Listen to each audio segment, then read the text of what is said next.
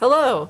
Today is October 26th. It's Friday, and it's your favorite episode of the news. We're re-recording the first part of this episode because Ryan had his mic pushed to the side and you couldn't hear him. We had a great intro. We're not even going to try to reproduce it. I'm sorry. It's lost. Lost forever. And even if we were uploaded it, you wouldn't be able to hear Ryan's part. Yeah. Maybe we could do that as a Patreon blooper or something like that. I don't know. Well, we're just going to get right into it. No intro because What's the purpose? We've failed horribly. It's the real heartbleed. Medtronic locks out vulnerable pacemaker programmer kit.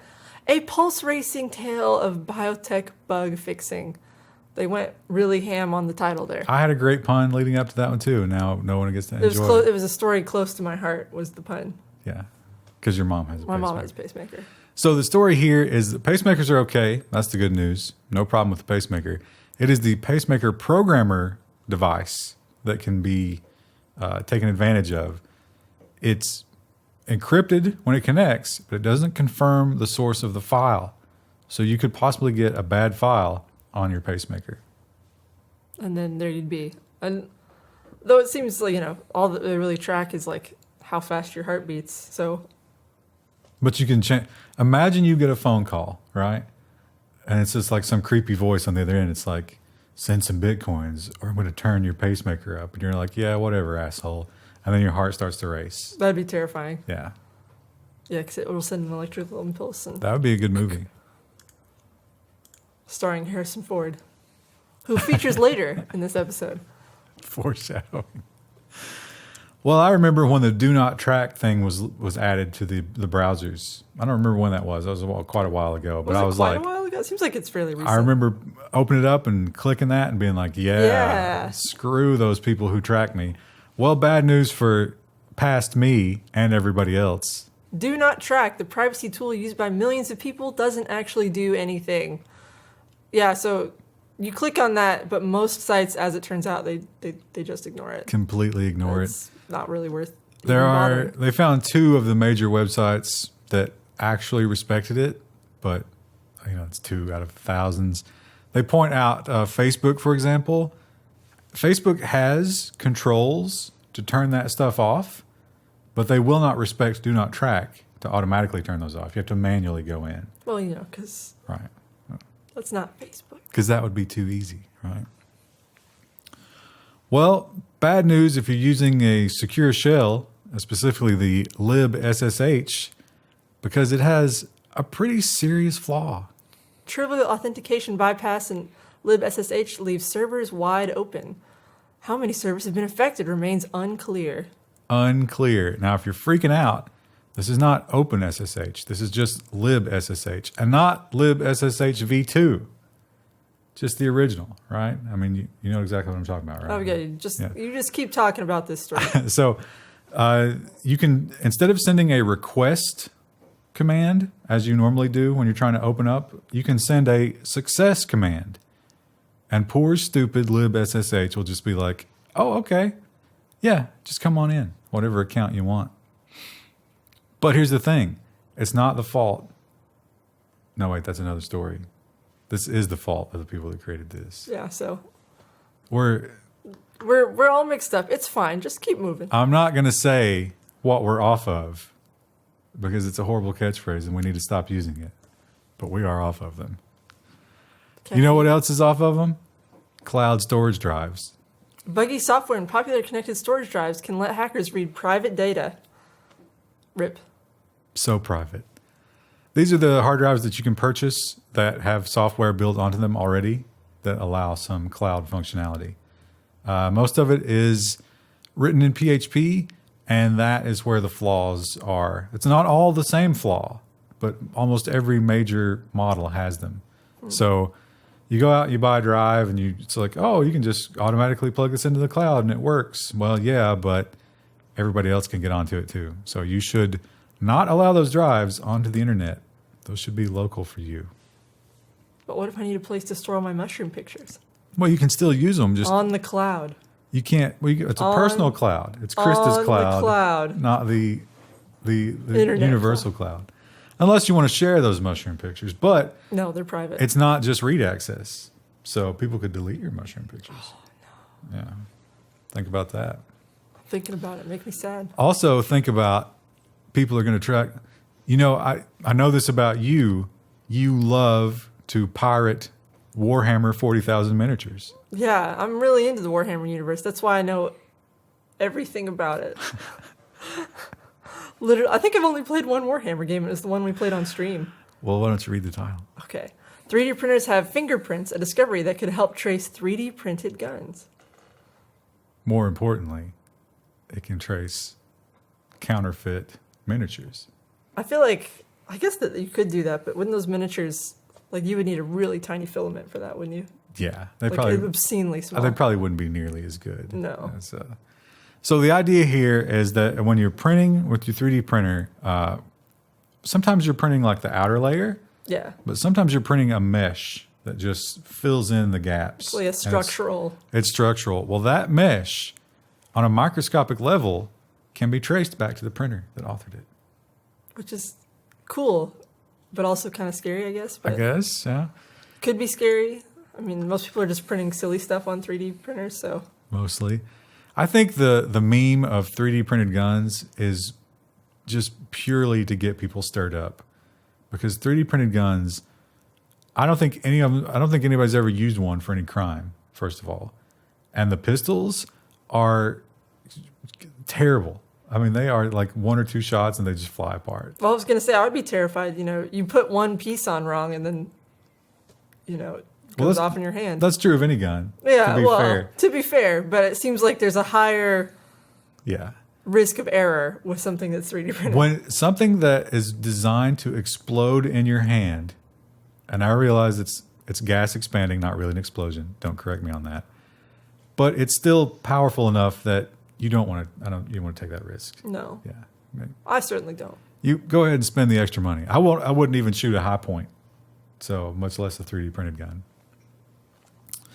Well, let's talk about jQuery. Let's not. 0-day popular jQuery plugin actively exploited for at least 3 years. I know that you hate the security news, Krista. I do. But you've used jQuery. I do a little bit. Yeah. Yeah, a little bit. Mostly for animation stuff, though. It's Nothing so convenient. It is convenient. It's way better. I hate JavaScript so much, Yeah. and jQuery is a lot better than that. Of course, a lot of people are going to be like, Oh, jQuery's yeah. performance is terrible. You shouldn't be using it. Oh my God, you're still using jQuery. Kill yourself. Well, the problem here is the file upload plugin. So the file upload plugin, which, hey, need a quick file upload? You want the user to browse their local files? Toss in the jQuery plugin, right? Everybody's doing it. Bad idea. And Your mom was right. Everyone doing it is not a good reason to do it. Are you going to jump off a cliff if everybody else is doing it? How big is the cliff? Yeah, well, I don't know. It's variable length. The problem is the Apache web server. At some point in the past, the Apache web server introduced changes to turn off htaccess in certain directories by default. Doesn't pay attention to your htaccess directive. Well, guess how jQuery file upload plugin is secured? With Apache. htaccess. Are you saying that Apache should jump on it? I don't get it. It's a joke. Was Geronimo an Apache? No. What's the jump? It's a song. I think it's the Apache. That's who sings it. I don't know that one. That's too hip for me. The two people who know that reference. I was just waiting the whole story to make that joke, and I bet I have the band wrong. Well, that might appeal to some younger people. And Maybe. this story as well might appeal to some younger people who are going to find so many ways to get around abuse this. UK supermarkets will test using facial recognition to verify alcohol buyer's age, report claims. This seems like it is rife for abuse. Yeah, now this is not going to be like you store your image. Yeah. And then it's like, oh, I know you. You're old enough. No, this is going to try to figure out your age just with artificial intelligence. Now, if they use this as like a first pass and then let the cashier use their judgment or, obviously enter, their information on their ID card, that's probably fine. But I can see all kinds of ways to get around this. Think of the thottery that could, use so much makeup to contour away and, make yourself look older. Would it? And think about the tutorials that teach you how to do that. Yeah, that's all the YouTubers. Yeah. They're going to be excited. They're going to be excited to get those makeup tutorials out. How to fool the UK facial recognition program. It could also be useful if you're, a young man who is in the club, as they like to say. In the club, yeah. And you might be worried that a young girl might be a little too young, might be lying about her age. Oh. Yeah, put up your phone, put the AI on her. Do you think it'll account for facial hair? Like, say if you have a big, giant beard, would it think you were older? I don't think beards mess with the existing facial recognition stuff, because it's mostly like it's points along your brow and your cheeks and stuff like that. Yeah. Well, I think about like the iPhone X one, where like family members could open up your phone pretty easily. It seems like there's just no easy way to do that. Like, you're going to have to always have some sort of manual check on it. Yeah. It is, you have to question, is the face the ultimate form of identity? And this next story would certainly say no. Someone used a deep learning AI to perfectly insert Harrison Ford into Solo, a Star Wars story, as I'm sure all of us have already seen, because this movie is another great addition to the Star Wars universe.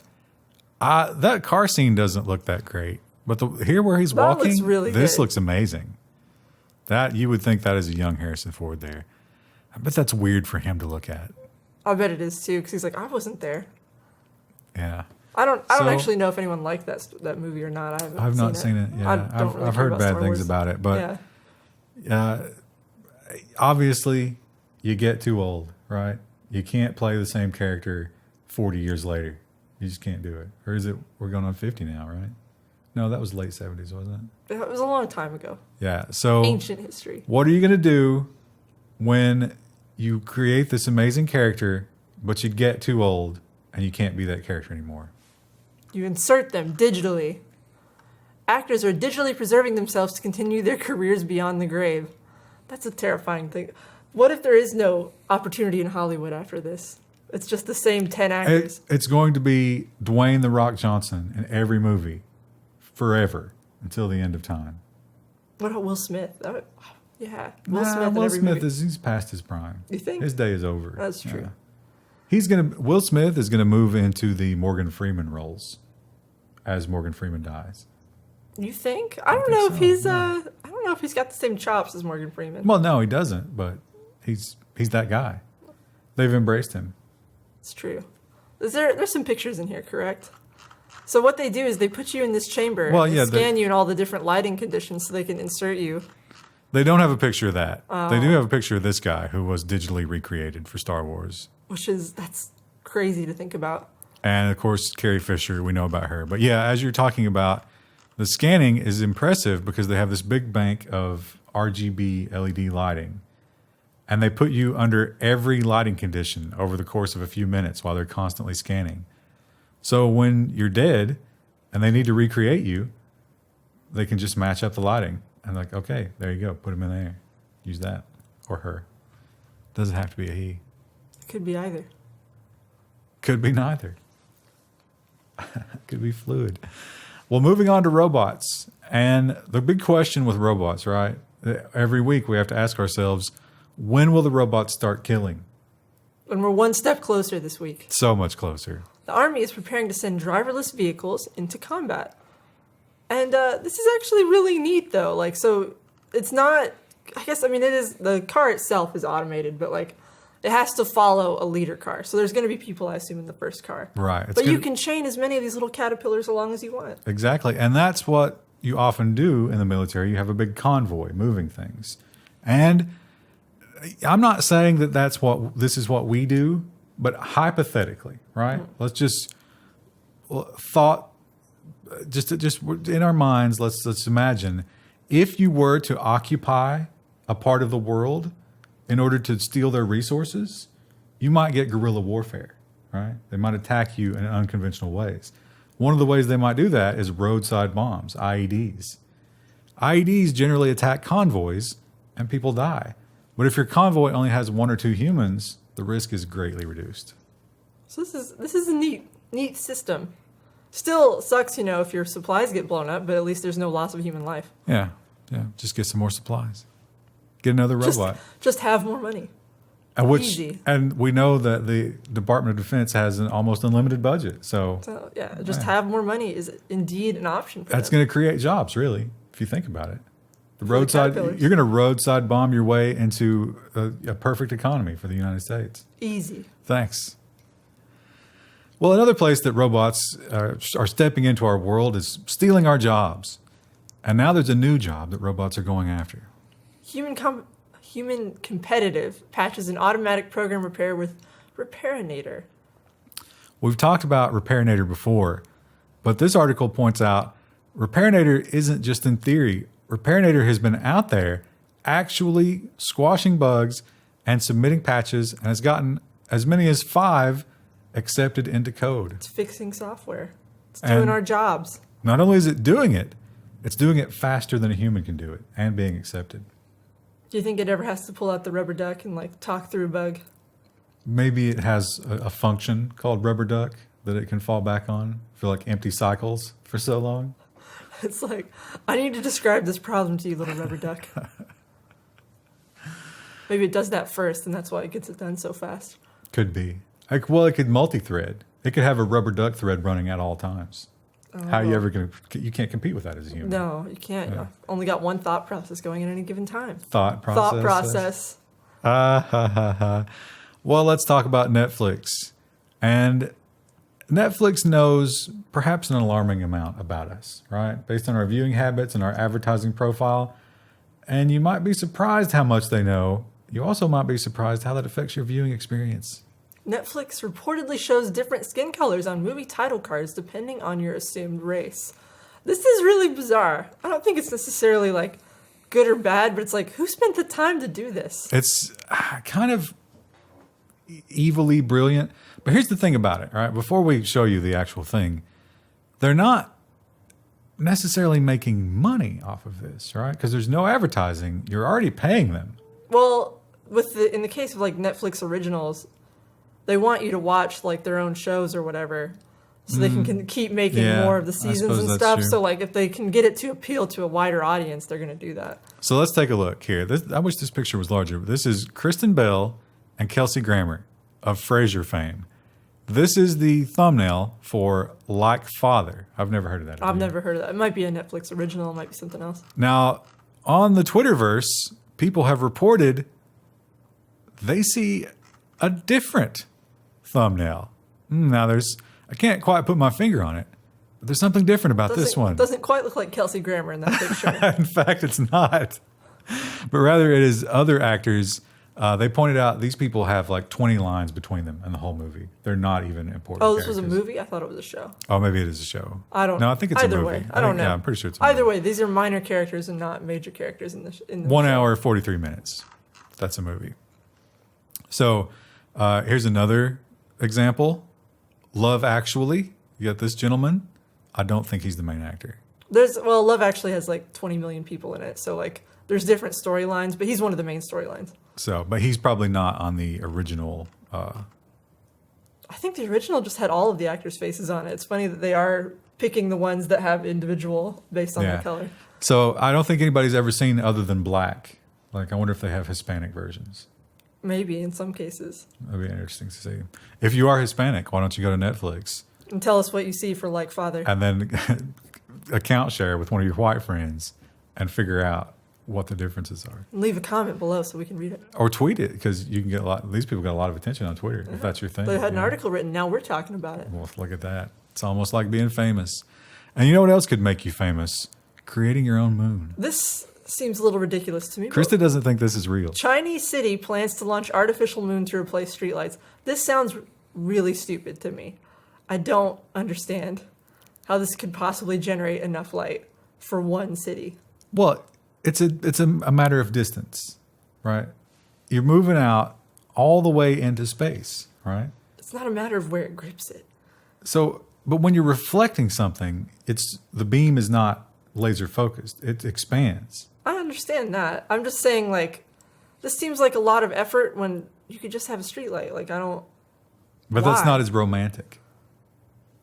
Well, And also, just like, the moon is huge. How big of a satellite are they going to launch? just to get a reflection. The moon covers the entire Earth's surface, or at least the part that's visible. This is 10 to 80 kilometers circle. That's a tiny, tiny portion. That's still ridiculous. Someone tell me if that's actually possible. Okay, so remember when we had the eclipse? I understand. It just seems but I'm saying crazy. The way that you didn't go blind from the eclipse, if you didn't have glasses, is you punched a hole in something, in a box, and then allowed the light to shine through. It's that hole. It's that same idea. It's just a tiny portion. It's going to be... It's a waste of resources for one city to have slightly more romantic lighting. But it's going to be so romantic. Although China... What happens when the moon's up with it, too? Will it just be, like, extra? Yeah, well, you'll see the moon, and then you'll see this thing. Well, yeah, I know you'll see both, but, like, will it be extra bright on the streets? They claim... Now, that was a worry that some people had. It was like, what about the nighttime animals? Like, what are they going to be like, oh, God, perpetual day? But one of the things about it, it's not going to be that bright because the distance is so extreme. It's going to be a dusk-like glow. I'm going to laugh when it has no discernible difference. They've spent however many millions of dollars to launch this ridiculous satellite. But once they get it up there, it's probably going to take care of itself. I mean, it's going to use solar power. Yeah, but I mean, what if every city in the world starts doing this, though? Like, say it's effective. And that's going to be amazing. And what if you can, like, start changing the color to match your RGB cities? I don't think that would work because you're just reflecting. No, it's reflecting light, but... Well, robots, they're patching our software. They're driving for us. They're solving all of our problems. They're changing our Netflix icons. But do we want them to do all these things? This movement says no. A movement has risen to keep humans and not robots in the driver's seat. This guy, Ryan, you pointed out earlier when we were kind of reviewing the stories, this guy seems a little out of touch. But he might have had an easy childhood. He points out that he loves driving. Why does he love driving? Well, he looks back, he thinks back to his first car, which he still owns, a perfectly restored, what year was it? It was like a 1967 Porsche 911S. Well, that's a perfectly reasonable first car. Yeah, you definitely want to teach your kid to drive on a insanely powerful two-seater. If I ever had kids, that's what I would do. Oh, clearly. Yeah. So, yeah, this guy wants people to keep driving cars. I definitely agree. They point out in that article, most people do agree. Most people want to keep driving their cars. Nobody trusts even the level 5 automation. But I don't think that'll stop it. I think it'll still happen. I think it's a good skill to have. You know what I mean? Like, there's certain skills you should just have, and driving is one. It does seem like more and more people now are just not driving. I mean, you can get away with that in larger cities. Here, I mean, even in the U.S., though, like, if you want to go anywhere, so many cities, our cities are so spread out. It's like you but some people just won't do it. They just refuse to do it. Well, they've got other people enabling them to not do it. Well, what happens when everybody has robots enabling them and they don't have to bother? Someone has to buy the robot. That's true. Well, compelling points. I'm going to keep driving until I'm too old and they take away my license. I'm just going to walk everywhere. Chris is going to keep driving, even though in terms of visual impairment, she should not. I'm fine. I just can't read the small titles from this far back. Oh, the small text that might be on road signs. Well, she gets salty when you tell her she shouldn't drive. I can drive. I have a prescription. I actually get my eyes checked out every year, unlike this person. This is my transition here. You're stepping all over it. You're salty, right? Those microplastics found in 90% of table salt.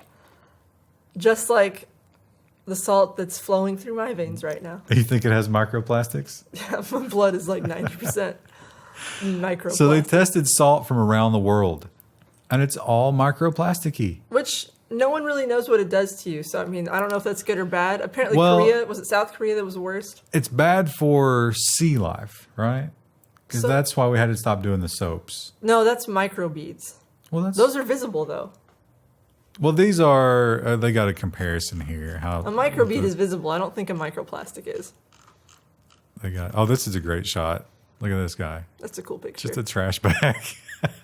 It looks so happy about it. Like, oh, look, I got a bag. But yeah, they're, Maybe it was something else I was looking at, but they're very small.